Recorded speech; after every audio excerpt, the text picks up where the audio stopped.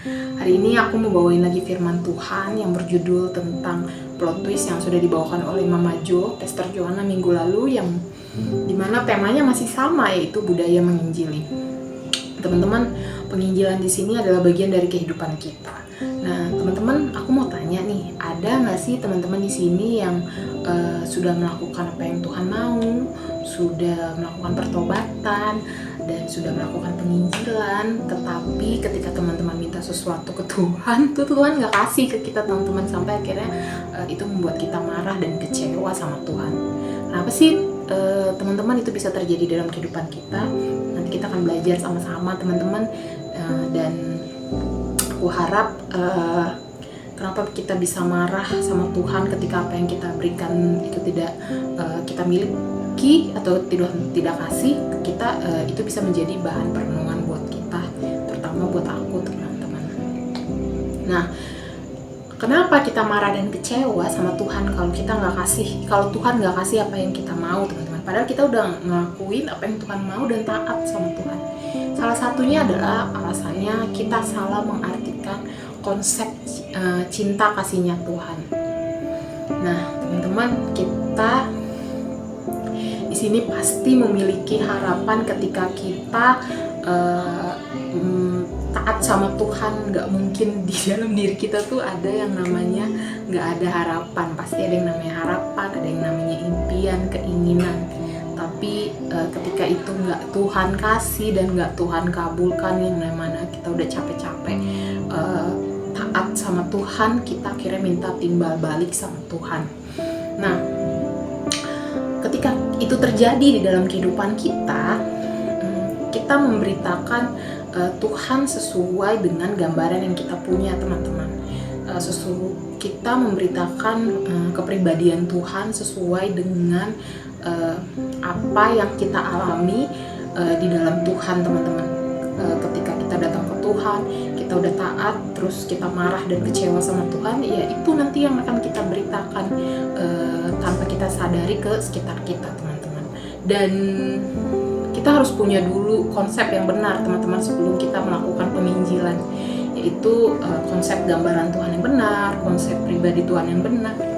Dan kita juga harus punya salah satunya adalah punya hubungan pribadi sama Tuhan, supaya kita tidak terganggu oleh bisikan-bisikan yang merusak konsep Tuhan itu, konsep gambaran Tuhan yang benar itu, teman-teman, sehingga kita bisa mengantarkan sekitar kita kepada tujuan yang benar.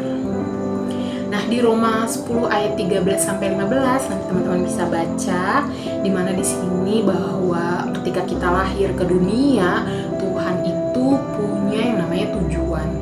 Tujuannya adalah salah satunya membawa kabar baik, memberitakan Injil agar sekitar kita bisa mendengar lalu menuntun mereka kepada yang namanya pertobatan.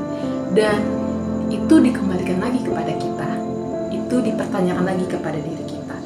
Kita mau nggak sih memberitakan Injil dengan tepat? Kenapa dengan tepat? Dengan tepat di sini artinya adalah cuma buat kemuliaan Tuhan aja, bukan cuma tentang berkat, bukan cuma tentang apa yang kita mau, atau hubungan timbal balik yang udah kita bangun sama Tuhan. Bukan itu, teman-teman, tapi balik lagi kepada semuanya untuk Tuhan, untuk kemuliaan Tuhan.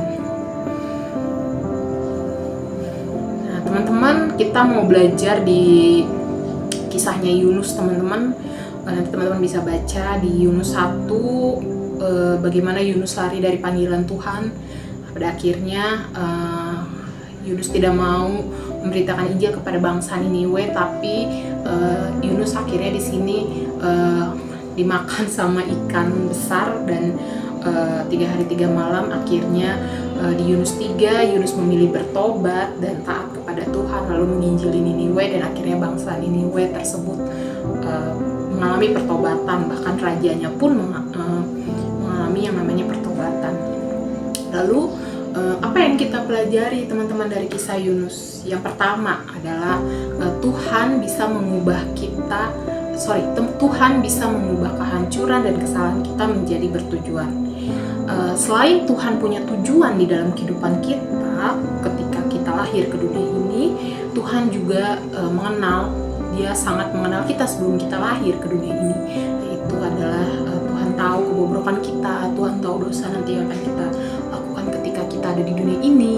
Nah, Tuhan tahu kekurangan kita, Tuhan tahu kesombongan kita teman-teman, dan kecenderungan kita terhadap hal-hal yang salah. Tapi itu tidak menghalangi kasihnya Tuhan di dalam kehidupan kita, walaupun itu sudah masuk di dalam hitungan Tuhan ketika Tuhan sudah menciptakan kita ke dunia ini.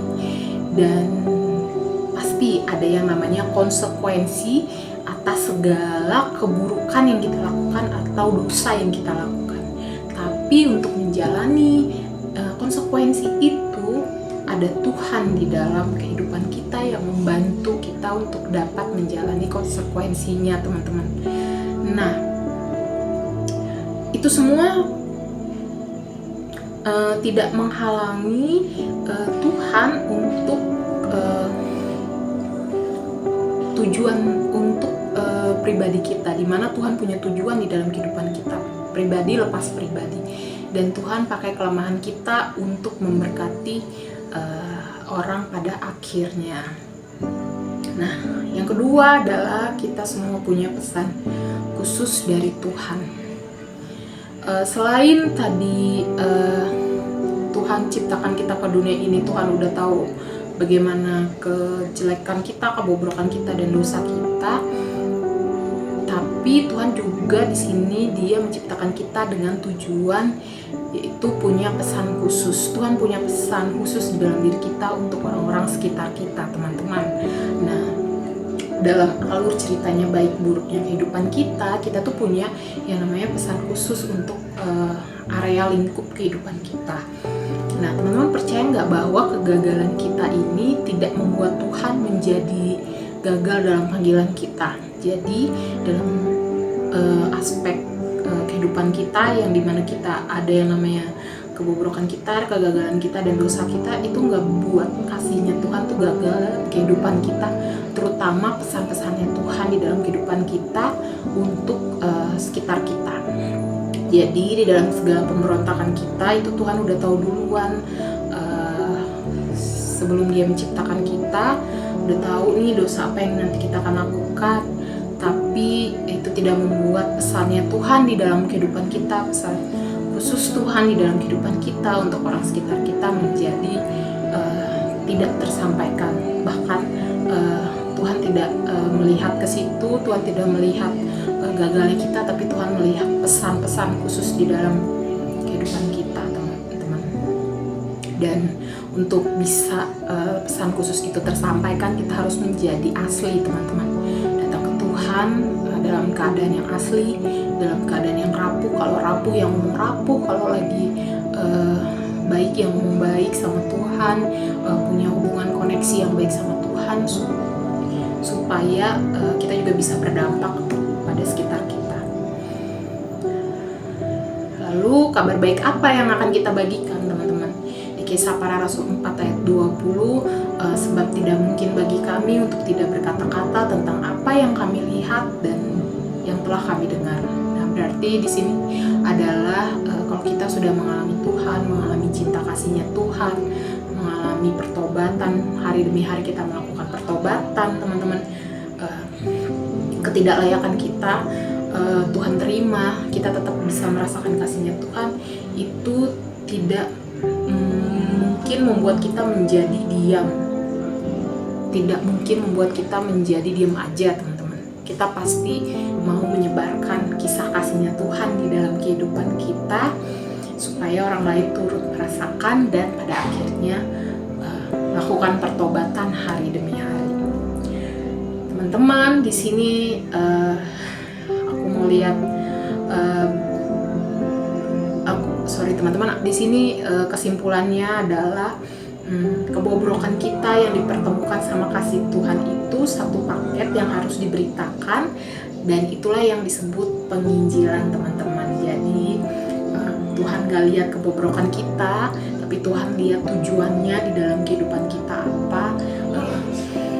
alur ceritanya seperti apa, akhir ceritanya seperti apa, itu yang Tuhan lihat. Jadi mau nggak kita melakukan apa yang Tuhan perintahkan dalam hidup kita, yaitu melakukan penginjilan tanpa fokus ke masa lalu yang sudah Tuhan ampuni, dan kita mau fokus ke depan aja, ke masa depan yang udah Tuhan rancangkan dalam kehidupan kita. Nanti teman-teman bisa sharing kembali di breakout room. Terima kasih teman-teman.